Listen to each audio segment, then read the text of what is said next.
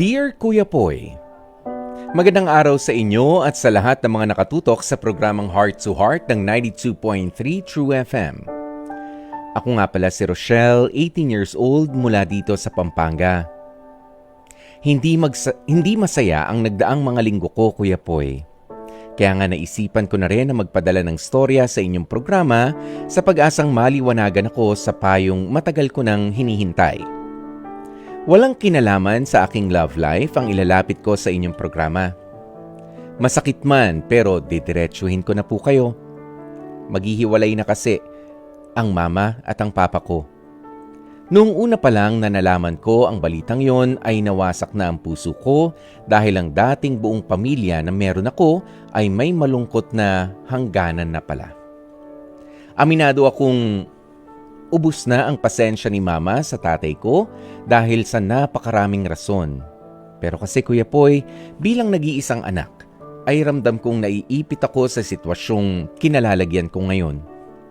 Pinapapili kasi nila ako na dapat isa sa kanila lang ang dapat kong piliin at samahan. Hindi kasi sila pabor sa co-parenting. Ayaw din ni Papa na magsustento sa akin sakaling sumama ako kay Mama. Masinsinan akong kinausap ng mga magulang ko, Kuya Poy. Ipinaunawa ko naman sa kanila na wag sana nilang isipin lang ang kanilang mga sarili dahil labis akong mahihirapan.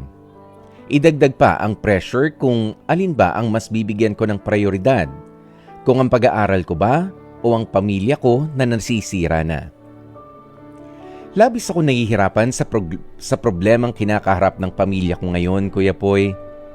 Parehas silang ayaw magbigayan. Sa totoo lang, idinagdag ko na rin sa option ko na magsarili pero alam ko naman na baka hindi ko pakayanin ito financially. Marami akong mga pangarap sa buhay kaya gusto kong makapagtapos sa pag-aaral pero hindi ko alam kung papaano ba ang tamang pag-handle sa sitwasyon ko ngayon. Kailangan ko nga ba talagang pumili ng isa sa kanila? Hanggang dito na lamang ang aking kwento at umaasa ako na mabibigyang linaw ang suliranin na kinakaharap ko ngayon. Lubos na nagpapasalamat, Rochelle. Dear Kuya Poy, Napakinggan natin mga kapatid ang kwentong ibinahagi nga po nitong si Rochelle. 18 years old, napakabata pa pong maituturing yan. Pero para doon sa iba ay kaya naman na. Pero kahit siya nga, nire-recognize niya na baka kapag ka nagsarili siya ng buhay, bahala kayo dyan mga magulang ko, mag-away kayo. Basta ako magsasarili na ay baka hindi kayanin. Tama naman po yun.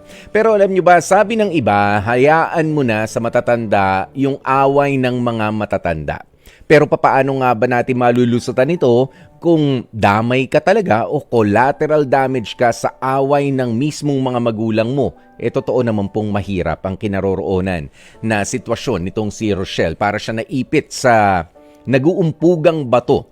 Pero kailangan mong maunawaan naman, Rochelle, at sa mga katulad ni Rochelle, na may mga bagay o may mga statement talaga na nabibitiwan at nagagawa rin ng mga bagay ang mga taong nagpapataasan ng pride. Feeling ko ang mga magulang mo ay nandun pa sa stage na yon na nagpapataasan ng pride. Kung sa nanay mo, ikaw pupunta sa nanay mo, wala kang makukuha sa akin. Kung sa tatay mo, ganun din, doon ka na lang. Mga ganon na mga bitiwan, na mga salita ng dahil sa pride.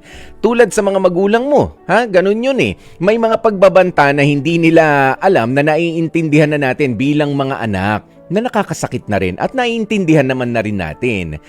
Alam ko na pwedeng natatakot kang pumili, Rochelle, sa kalagayan mo ngayon dahil malaki pa rin naman ang respeto mo para sa kanila bilang mga magulang. Pero ang sagot, hindi mo kailangan na pumili. Kung papaano ka sana nilang kinausap ng masinsinan, ganun din. Kausapin mo rin sila ng masinsinan at ipaunawa mo rin dito sa mama at sa papa mo na ang problema nila ay problema sa pagitan ng mag-asawa at hindi ka dapat na nadadamay bilang kanilang anak. At sana ito ring kwentong ito ay magsilbing paalaala sa mga magulang naman dyan na kapag hindi na po kayo magkaintindihan, dapat nyo hong malaman na hindi naman po dapat idamay yung mga bata, yung mga anak sa mga away mag-asawa ninyo. Oo, mind you, ang problema ninyo ay yung karelasyon ninyo, yung asawa ninyo, hindi yung mga bata. Responsibilidad nyo ang mga anak ninyo dahil sila ay laman ng inyong laman at dugo ng inyong sariling dugo. Yan yon mga kapatid. Okay, kaya Rochelle, sabi ko nga sa'yo, kausapin mo sila parehas. Oo, at ipaalala mo sa kanila na wala akong kinalaman kung ano man ang mga dahilan, ano mga rason kung bakit kayo maghihiwalay. Yung responsibilidad nyo sa akin bilang mga magulang, hindi pwedeng ibigay ng iisa lang. Okay, kayong dalawa pa rin na magbibigay nun. Wala kayong problema sa akin, kayong dalawa ang may problema sa isa't isa.